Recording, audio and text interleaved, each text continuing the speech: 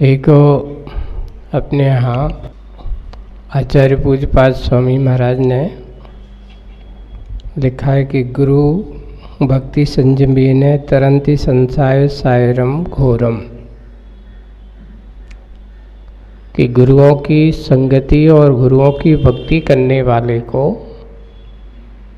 संसार सागर से पार होने की कला प्राप्त हो जाती है, या ये कहो कि संसार सागर से पार होने का माध्यम मिल जाता है। तो गुरु महाराज निमित्त नैमित्तिक संबंध शिष्य के लिए हुआ करते हैं। प्रसंग पूछा गया कि आपको क्या बना, आपको कैसे संयोग बना, तो देखिए संयोग ऐसा है कि जिनको कुछ नहीं आता हो उनके लिए सब कुछ मिल जाए तो समझ लेना बहुत बड़ी बात है ना। आज हमारे पास जो कुछ भी है, मैं तो अंगूठा छाप आदमी आत्मा था, है ना, पर यह है फिर पूज्य आचार्य भगवान की संगति में बैठा बैठा बस उनको देखता रहा और अपना काम करता रहा। उनने कहा, आपने किया, और करते करते आज जो कुछ भी है सब उनकी ही संगति का प्रभाव है। प्रसंग आपको सुनाता हूं एक मुक्तागिरी का, है ना। उस समय मेरा पहला चतुर्मास था। मेरा आचार्य जी के पास पहले से हमारा द्वितीय था। पहले एक चतुर्मास में ड्रेस परिवर्तन हुआ और पहला चतुर्मास आचार्य जी ने कह दिया कि जाओ, तुम्हें मुनि श्री क्षमा सागर जी, गुप्ती सागर जी के साथ में रहकर के गढ़ाकोटा में ही चतुर्मास होना है, वहीं पर रहना है। वहाँ पर हुआ। दूसरा चतुर्मास हुआ तो उस समय अपन क्या ज़्यादा से ज़्यादा महाराज लोगों के पास बैठता था, तो उन्होंने पूरा का पूरा कहना चाहिए बाल बोध से लेकर के रत्न प्रवेशिका वगैरह है, श्राप का आचार है, तत्वार सूत का पाठ है, ये अपन ने सीखा उस समय करना। महाराज के एक साल में सिर्फ इतना। श्रापकाचार की गाथाएं हैं। अभी श्रापकाचार का अर्थ क्या है ये नहीं सीखा, रट्टा लगाओ, सिर्फ ये काम है तुम्हारा, है ना, इसको सीखा। आचार्य जी के साथ पहला चतुर्मास हुआ मुक्तागिरी में 90 का, और 90 में हमारी दशा ये थी कि उस समय तत्वार सूत को पाठ तो जाने लगे कि सम्यक दर्शन ज्ञान चारित्राणी तत्वार सिद्धानम आदि जो मोक्ष मार्ग, ये सूत्र तो याद हो गए थे, लेकिन सूत्रों का अर्थ क्या है ये पता नहीं है। अब आचार्य जी वहाँ उस समय राजवार्तिक पढ़ा रहे थे, वही तत्वार सूत का ही एक विशेष टीका है। तो आचार्य जी एक दिन और सुबह दोपहर में राजवार्तिक चलती थी, प्रातः काल प्रमेय रत्नमाला पढ़ाई जाती है। एक न्याय का बहुत बड़ा ग्रंथ माना जाता है। और उस समय एकदम अपन जानते कुछ नहीं, और सीधा कहाँ पहुँच गए अपन। कहावत है कि जैसे एक यूकेजी के बच्चे को सीधा कॉलेज में फर्स्ट ईयर की क्लास में या फाइनल की क्लास में बैठा दो, है ना। तो उस समय एक दिन आचार्य जी पूछे, क्यों ब्रह्मचारी जी क्लास में बैठते हो, कुछ समझ में आता है? तो हमने कहा, आचार्य श्री हम तो आपका चेहरा देखते रहते हैं, है ना, और उसमें से जब आप जो बोलते तो जो कुछ समझ में आता है वो अपने लिए अच्छा लगता है कि हाँ ये ठीक है, अपन ऐसा है। तो आचार्य जी कहते हैं कि एक काम करो, जो तुम्हें समझ में आता है तुम लिखते हो कि नहीं लिखते हो? उनके नहीं लिखता। अच्छा, एक काम करो, जो मैं बोलता हूँ जो समझ में आए वो तुम अब आज से एक काम करो, लिखना चालू कर दो, जो तुम्हारे लिए समझ में आ जाए। जो समझ में नहीं आ रहा है तो उसको समझने की कोशिश करना, तो हमने ये बात को आचार्य का एक सिद्धांत बना लिया कि आचार्य जी कह रहे हैं कि बहुत अच्छी बात है, एक डायरी पेन अपने पास रखो और जो समझ में आए वही लिखना, जो नहीं समझ में आए वो नकल मत करना, इसमें से कापी में से उतार लेना है, ऐसा नहीं करना। लिखना चालू किया, अब लिखना चालू करते हैं तो उसमें से कुछ कुछ समझ में आने लगा। धीरे धीरे अपन तो जबकि प्रमेय रत्नमाला की जब कोई विषय उत्परी विषय हो तो अपन एक काम करो, अपन बैठे बैठे तुम्हें कुछ नहीं करना, तुम्हें तो सुनना है, सुनते सुनते सब कुछ आ जाएगा। और आता गया, वो कहते गए, अपन सुनते गए। तो बस यही है कि आज जो अपन सोचते हैं कि उस समय अपनी दशा कैसी थी, जैसे रिकॉर्डिंग होती ना, रिकॉर्डिंग में जो बोलते जाता है तो वो रिकॉर्डर वो क्या करता रहता है, रिकॉर्ड कर ले, जितना ग्रहण करने लायक था उतना अपन रिकॉर्ड करते गए। और वो करते करते करते करते आज हमारे पास जो कुछ भी है, अपन तो बिल्कुल कैसे थे, बुद्धू आत्मा है। तो इसलिए अपन को इस बात को अच्छे से जानना है, समझना है कि इसलिए कि गुरुओं की संगति में, गुरुओं की पास बैठने से और उनकी संगति में रहने से जो हमें मिलता है, इसलिए कहते हैं कैसे अपने जीवन में विकास आए तो मुझे स्वयं पता नहीं कि आज तक जो कुछ भी मिला है, आज तक जो मेरे पास है वो गुरु महाराज ने कैसे दिया है, वो तो उनकी अपनी एक अद्भुत कला थी और उनका समर्पण, उनके किए हुए कार्य। अब सोचो प्रमेय रत्नमाला में जब बैठ जाए एकदम, और ऊपर से राजवार्तिक की क्लास, बड़े बड़े तार्किक, बड़े बड़े विद्वान, जिसको पढ़ने के लिए अच्छे अच्छे खून कहते हैं ना कि ये समय लोहे की चना दबा चबाना होता है, न्याय को लोहे की चना कहा, उसको समझना बहुत कठिन काम है। पर गुरु जी की कृपा से धीरे धीरे आज इतना है कि वो समझ में आने लगा। इतना है कि एक नासमझ को कैसे समझ बनाया जाए, ये गुरुओं से, उनकी संगति से हमें सीखना चाहिए।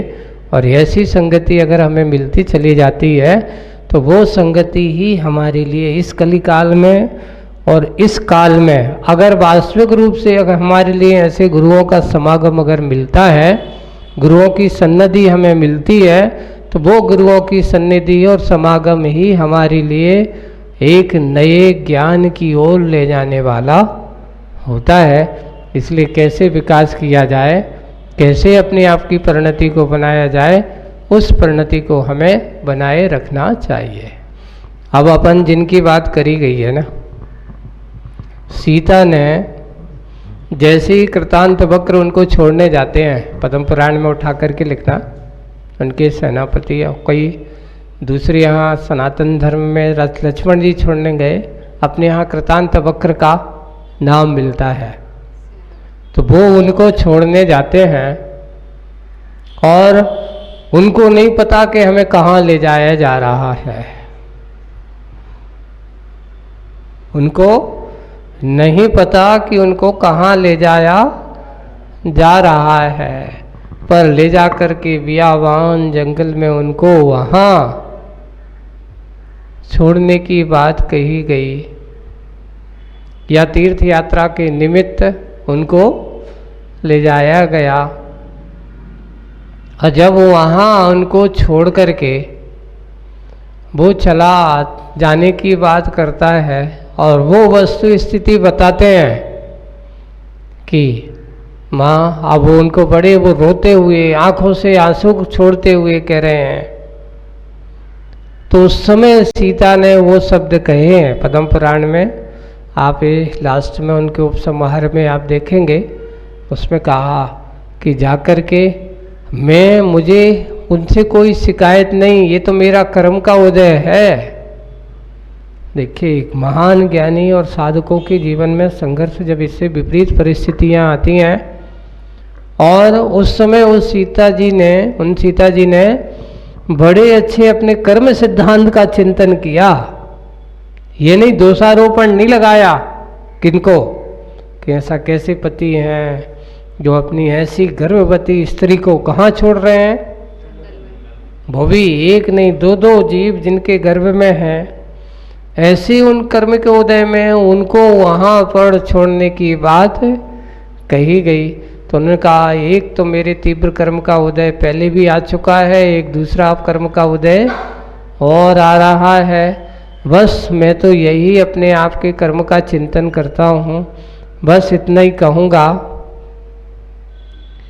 सारभूत बात है कि जैसे दूसरों के कहने से तो उन्होंने अपनी सीता को छोड़ दिया, वैसे उनसे यही की संबोधन है कि किसी दूसरों के कहने से अपने धर्म को मत छोड़ देना। आज हमारी दशा यही है कि हम दूसरों के कहने से और कर्म के उदय से इस प्रकार का वातावरण बनता है, तो सबसे पहले आदमी थोड़ा सा बीमार हुआ नहीं, सबसे पहले क्या छोड़ता,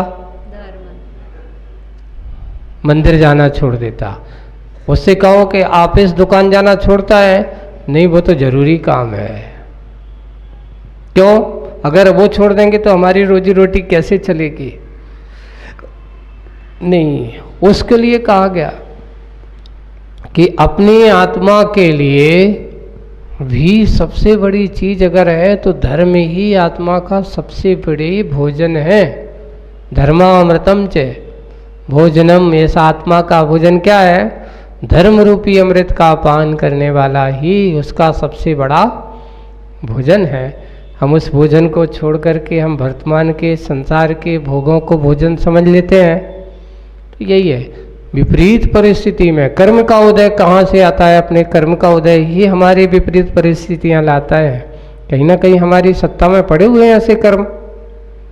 ऐसे कर्म का संयोग जब हमारा बना हुआ है तो ऐसे कर्म के संयोग को हम और कैसे अच्छा बनाएं, तो अपने मानसिक चिंतन अच्छा बनाए रखो। सीता के ये उदाहरण हमारे लिए बहुत प्रेरणादायक होती हैं कि जैसे विपरीत समय में उन्होंने धर्म का चिंतन किया, अपने कर्म का चिंतन किया, ऐसे ही हमें भी अपने आप को किसी दूसरों के ऊपर दोषारोपण नहीं, इनके कारण से मैं बहुत दुखी हूँ, आज हमारी शिकायत हमारे इस बेटे से महाराज मैं बहुत दुखी हूँ, इस बहू से मैं बहुत दुखी हूँ, बहू कहती मैं सास से दुखी हूँ, है ना। एक दूसरे के रूप में आरोप प्रत्यारोप लगाते हैं, ये हमारी सबसे बड़ी भूल मानी जाती है। वस्तुतः व्यक्ति दुखी अपने कर्मों से होता, ना कि किसी दूसरों के। वो तो तुम्हारे एक निमित्त बनता है, निमित्त कार्य उसके लिए कारण बनता है। हो सकता है हम अपने इस कारण को कर्म सिद्धांत के उससे चिंतन करें और बनाने की कोशिश करें। बस विपरीत परिस्थितियों में अपने कर्म का चिंतन करो, अपने धर्म का चिंतन करो, यही हमारे लिए सबसे बड़ा सहारा और सहयोग बनता है। समय तो अपने पास रहता है पर हम समय को निकालने की कोशिश नहीं करते। देव पूजा भी उतना ही आवश्यक है जैसे भोजन के बाद पानी पीना आवश्यक है। अगर भोजन करे और आदमी पानी ना पिए तो क्या होगा? उसका जीवन खतरे में आ सकता है। जैसे पानी से जीवन सुरक्षित हो सकता है, वैसे ही देव पूजा आपके अपने जीवन के लिए, आत्मा के कल्याण करने के लिए बहुत जरूरी है। स्वाध्याय भी उसको समझने के लिए बहुत, जब तक हम जिनकी पूजा कर रहे हैं तो देवसास गुरु की पूजन के साथ साथ हमें देवसास गुरु के स्वरूप का भान किससे होगा? स्वाध्याय करने से होगा, है ना। तो स्वाध्याय करना भी हमें जरूरी है। बस इतना है कि थोड़ा सा टाइमिंग को अपन आपके अपने दैनिक कार्यों को वहाँ से बनाए कि जिस समय हमें देव पूजा करना है, आपसे हम ये नहीं करें कि 4 पूजा ही कीजिए, अच्छे मन से एक पूजा भी कर लीजिए, है ना। पूजा को छोड़ना नहीं है और स्वाध्याय को छोड़ना नहीं है, क्योंकि स्वाध्याय हमारे लिए करना है। अब तुम कह रहे हो कि मैं परीक्षाएं वगैरह देती हूँ तो उसमें पढ़ना जरूरी होगा, है ना। तो एक और बात है, स्वाध्याय जब भी हम ग्रंथों को करते हैं तो दृष्टि बना करके रखो कि मुझे स्वाध्याय करना है, परीक्षा के लिए पढ़ना है कि स्वाध्याय के लिए पढ़ना है है ना। तो एक और विशेष, हाँ मैंने जो स्वाध्याय किया है तो उसमें जो स्वाध्याय के द्वारा जो हमारी परीक्षा में आएगा वो मैं लिखूँगा। ये जो हमारे यहाँ आज जैसे 12 वर्षीय कोर्स वगैरह हमारे सांगानेर संस्थान से चल रहे हैं, है ना, ये उसका उद्देश्य क्या है, इसकी पूरी की पूरी योजना संयोजना जो बनाई गई थी आज से 5 साल पहले पूज्य महाराज श्री को इस योजना के बारे में मैंने कहा, आज वो पूरी चरितार्थ हो रही है, की जा रही है कि महाराज जी आज समाज में एक लोगों को, उस समय में भोपाल में था और भोपाल में था उस समय महाराज को कहा कि देखो आजकल घर बैठे स्वाध्याय कैसे करें, तो लोगों को क्या करना पड़ेगा कि उसको कुछ ना कुछ इस प्रकार की योजना बनाई जाए जिससे कि घर में बैठे बैठे भी क्या किया जा सके, स्वाध्याय किया जा सके। उस समय ये इस प्रकार के लोगों में स्वाध्याय करने के भाव जगाए और उस समय से फिर महाराज श्री ने ये बहुत अच्छी योजना वहाँ से विद्वान लोगों को तैयार कर किया और उन्होंने ये कार्य किया है। तो आज समाज में बहुत जगह, मात्र यहाँ ही नहीं पूरे देश में कोने कोने से बहुत सारे लोग जुड़ करके, कम से कम अभी सर्वे आया था कि घर बैठे स्वाध्याय कर्म से 8 से 15 से 20 हजार लोग, एक पूरा विद्यालय चल रहा है, घर बैठे बैठे लोग परीक्षाएं दे रहे हैं, स्वाध्याय कर रहे हैं। तो उसको अपन को समय को सेटिंग करना पड़े, लेकिन पूजा छोड़ना, स्वाध्याय ही सब कुछ है तो ये भी ठीक नहीं। पूजा पूजा की जगह होगा, स्वाध्याय स्वाध्याय की जगह। थोड़ा सा दोपहर में टाइम मिलता है तो एक टाइमिंग ऐसे करो कि इस समय मुझे भक्तांबर का पाठ करना है, इस समय मुझे स्वाध्याय करना है, इस समय पूजा करना है, एक ही टाइम में मुझे सब कुछ करना है। तो उस समय आपको आकुलता नहीं होने, आकुलता स्वाध्याय करते समय, आवश्यक कार्य करते समय हमारे जीवन में आकुलता नहीं होना चाहिए।